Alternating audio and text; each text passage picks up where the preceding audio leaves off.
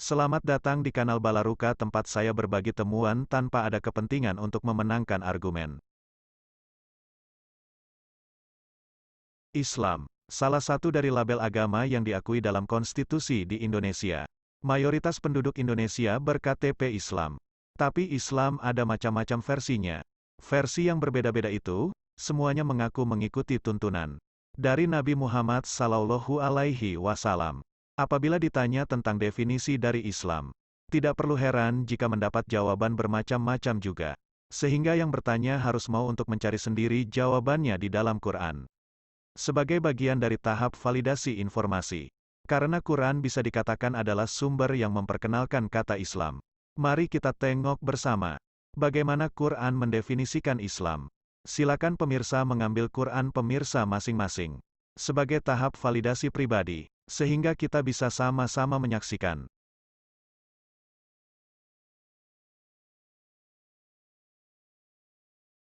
Untuk bagian pertama ini, saya akan menggunakan satu penggalan ayat yang super di dalam Quran, yang menyebut kata Islam, yaitu Quran Surat Ali Imran ayat 19, kalimat pertama. Inna dinna indaullahil Islam, yang diterjemahkan sebagai, sesungguhnya agama di sisi Allah ialah Islam.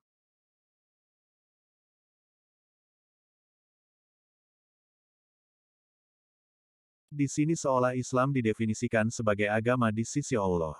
Tapi mari kita tengok dulu terusannya. Yaitu, Ali Imran ayat 20. Temukanlah, ada 3 kata aslam di dalam ayat itu.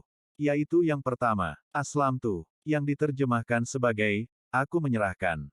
Kedua, aslamtum, yang diterjemahkan sebagai, sudahkah kamu masuk Islam? Dan yang ketiga, aslamu, yang diterjemahkan sebagai, masuk Islam.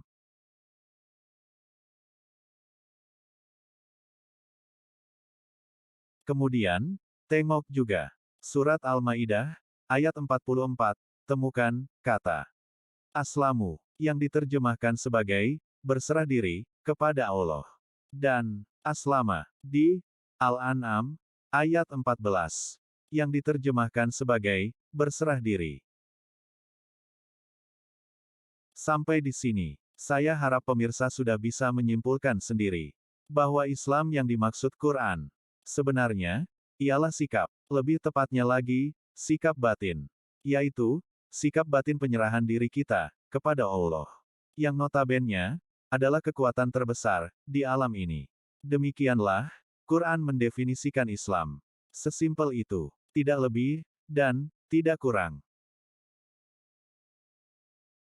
Jika kita gunakan makna dari kata Islam sebagai sikap, agama sebagai jalan, dan din sebagai pengembalian sesuatu pada posisi yang semestinya, maka didapatkan pengertian bahwa sesungguhnya jalan untuk mengembalikan sesuatu pada posisi yang semestinya di sisi Allah ialah dengan sikap batin berserah diri kepada Allah. Sampai di sini, bagaimana pendapat pemirsa? Silakan untuk berbagi di kolom komentar.